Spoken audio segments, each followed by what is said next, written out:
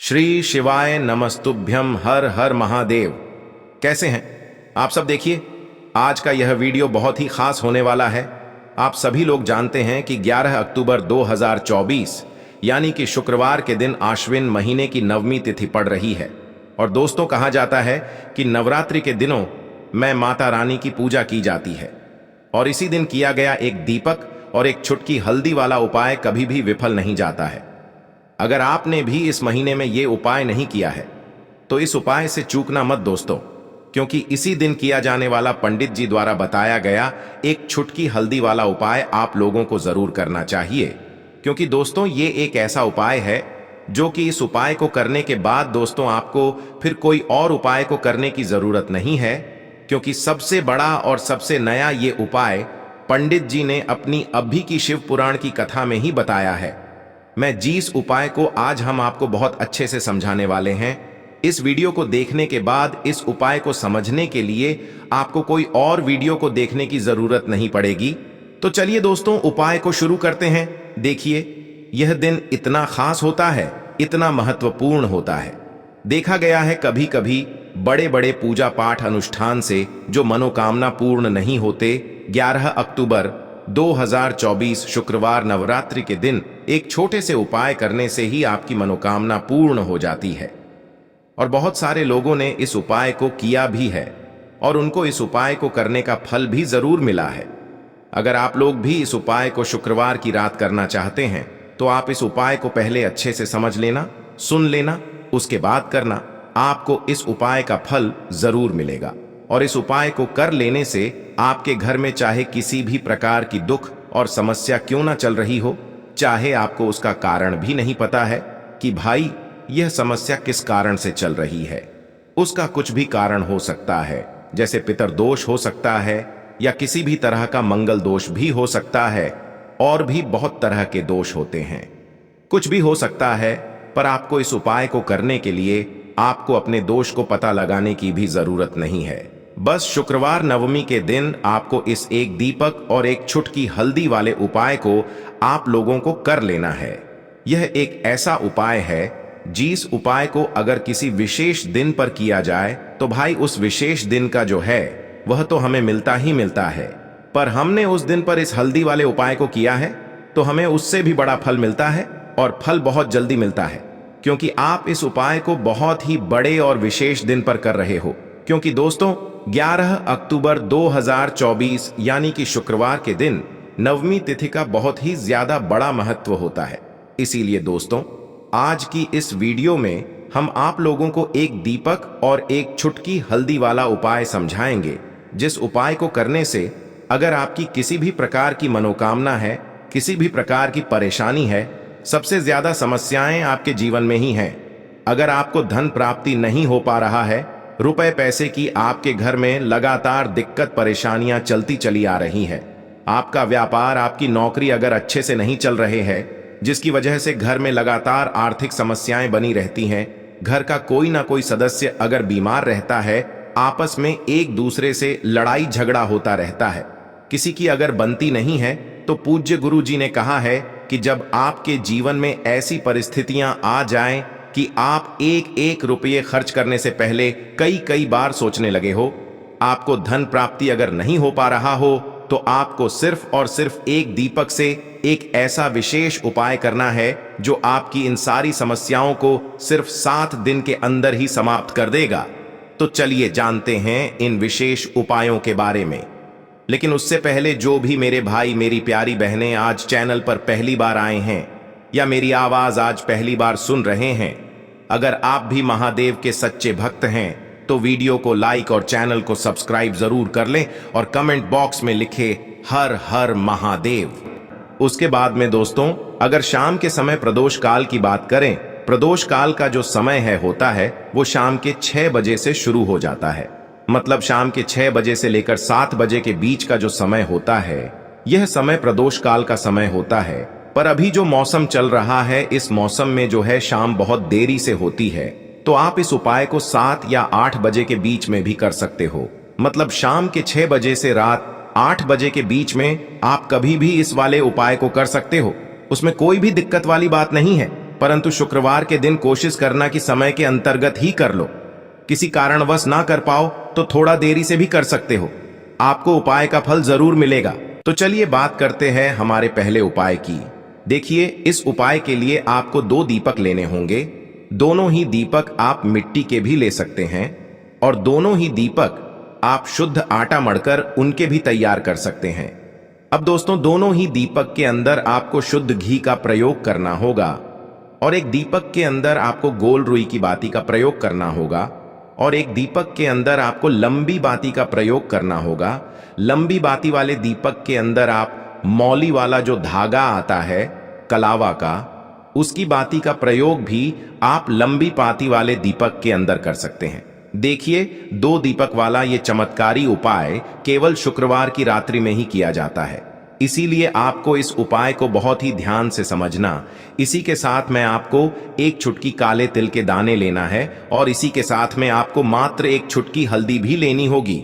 अब दोस्तों, ये सभी सामग्री लेकर के आपको रात्रि के समय पहुंच जाना है अपने घर में, जहां कहीं भी तुलसी जी का पौधा, तुलसी माता का निवास स्थान है, वहां पर देखिए दोस्तों, सबसे पहले तो आपके पास जो एक गोल बाती का दीपक, उसे आपको तुलसी जी के वहां पर प्रज्वलित करना है। दीपक को प्रज्वलित करते समय आपको ओम नमो भगवते वासुदेवाय इस मंत्र का 11 बार जाप कर लेना है। अब देखिए दोस्तों, आप जो 1 चुटकी काले तिल के दाने लेकर के आए हैं, उन्हें आपको अपने सीधे हाथ में रखना है और जो आपने गोल बाती वाला दीपक प्रज्वलित किया है माता तुलसी जी के वहां पर, उसके ऊपर से आपको इन 1 चुटकी काले तिल को घड्डी की दिशा में घुमाना है। आपको अपना नाम और अपनी गोत्र को बोल देना है और फिर आपको इन काले तिल को उससे जलते हुए दीपक के अंदर डाल देने हैं। देखिए, काले तिल भगवान विष्णु के पसीने से उत्पन्न हुए हैं और जब भी हम यह दीपक नवमी की रात्रि में प्रज्वलित करते हैं तो इससे हमें हमारे कर्ज में राहत मिलती है, हमारे जीवन में धन प्राप्ति के नए नए मार्ग खुलते हैं, हमारा अगर कोई भी कार्य रुका हुआ है तो वह भी परिपूर्ण होता है। देखिए, गोल बाती का जो दीपक है, विशेषकर हम माता तुलसी के वहां पर भगवान विष्णु और माता लक्ष्मी के निमित्त प्रज्वलित कर रहे हैं। इस प्रकार से आपको ये दीपक प्रज्वलित कर देना है। अब जो आपके पास लंबी बाती का दीपक है, 1 चुटकी हल्दी है, तो इससे आपको लेकर के पहुंचना है अपने घर के मंदिर में। आपके घर के मंदिर में माता लक्ष्मी की जो भी प्रतिमा ही मूर्ति है, उनके सामने सबसे पहले तो आपको ये लंबी बाती का दीपक रखना है। फिर आपको दीपक को प्रज्वलित कर देना है। दीपक को प्रज्वलित करते समय आपको ओम महालक्ष्मी नमः इस मंत्र का जाप करते रहना है। अब दोस्तों, आपके पास जो 1 चुटकी हल्दी है, उसे आपको अपने सीधे हाथ में रखना है और इस 1 चुटकी हल्दी को आपको उस दीपक के ऊपर से 11 बार घड्डी की दिशा में घुमाना है और आपको ओम महालक्ष्मी नमः मंत्र का जाप करते रहना है और इस 1 चुटकी हल्दी को आपको उसे दीपक के अंदर डाल देना है।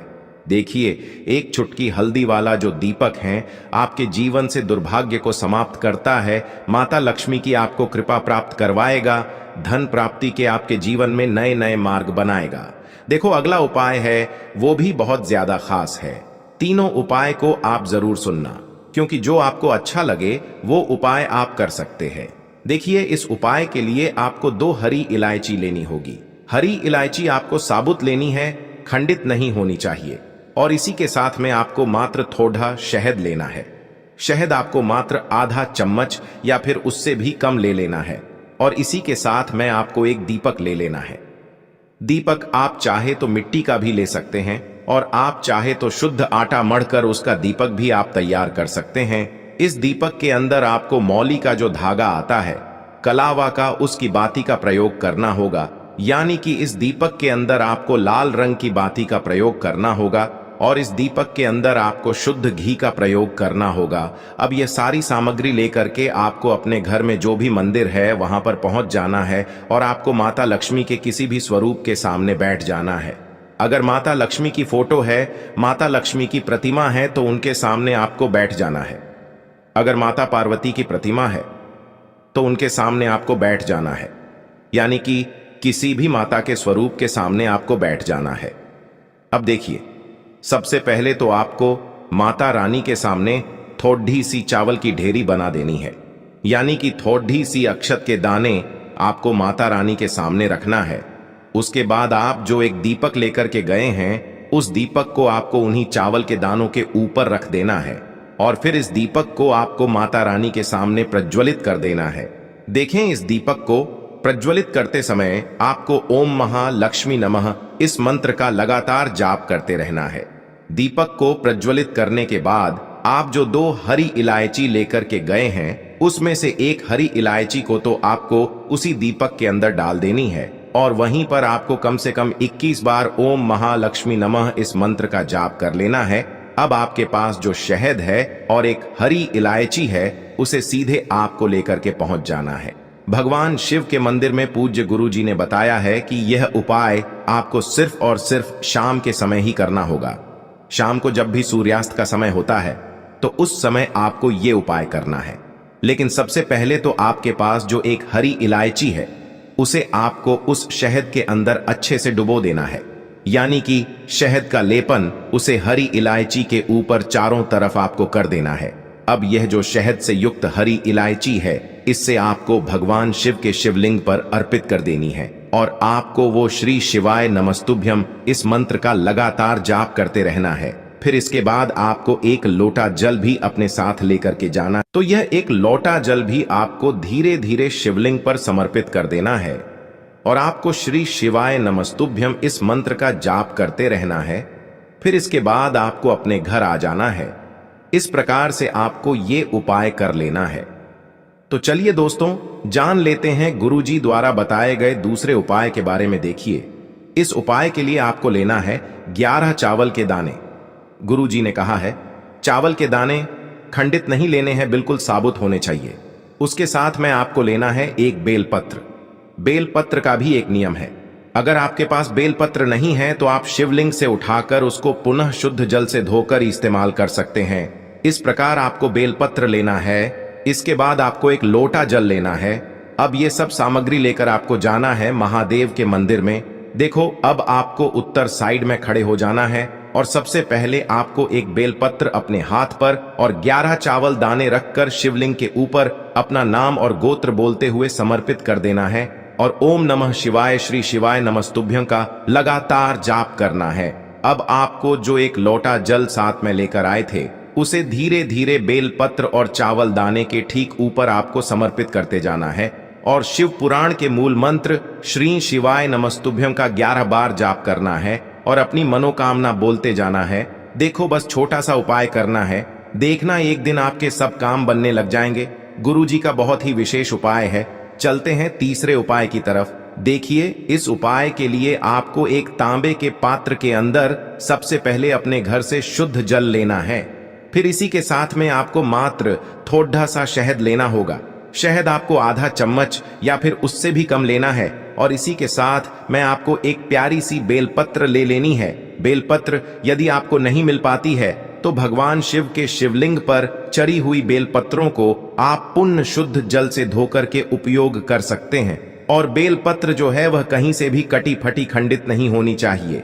अब ये तीनों सामग्री लेकर के सीधे आपको पहुंच जाना होगा भगवान शिव के मंदिर में। ये उपाय सुबह से लेकर के शाम तक किसी भी समय कर सकते हैं। देखिए, सबसे पहले तो आपके पास जो शहद है, उससे आपको अपने सीधे हाथ की चींटी उंगली के जो पास वाली उंगली होती है, अनामिका उंगली, उसमें थोड़ा सा शहद आपको लेना है और इससे फिर आपको शिवलिंग पर जहां माता सुंदरी का स्थान होता है, वहां पर आपको ओम का निर्माण करना है। लेकिन जलाधारी के बिल्कुल बीच में जो स्थान होता है, उससे माता अशोक सुंदरी का स्थान कहते हैं और इसी स्थान पर आपको शहद से ओम का निर्माण करना है। अब दोस्तों, आपके पास जो एक बेलपत्र है, उससे आपको अपने सीधे हाथ की हथेली पर रखना है और महादेव से आपको अपनी वह विशेष मनोकामना, आपके जीवन में जो भी संकट चल रहे हैं, जो भी समस्याएं चल रही हैं, जो भी जीवन में दुर्भाग्य बना हुआ है, आप अपने किसी भी कार्य में सफल नहीं हो पा रहे हैं, तो जिस भी प्रकार की आपकी समस्या है, उसे दूर करने के लिए आपको महादेव से प्रार्थना कर लेनी है। और फिर यह जो एक बेलपत्र है, इससे आपको शिवलिंग पर माता अशोक सुंदरी वाले स्थान पर समर्पित कर देनी है। देखिए, जहां पर आपने ओम का निर्माण किया है, उसी के ऊपर आपको ये बेलपत्र भी समर्पित कर देनी है। देखिए, बेलपत्र की चिकनी साइड का हिस्सा शिवलिंग से स्पर्श होगा और इसकी जो डंडी है वो आपको जलाधारी की ओर रखनी है।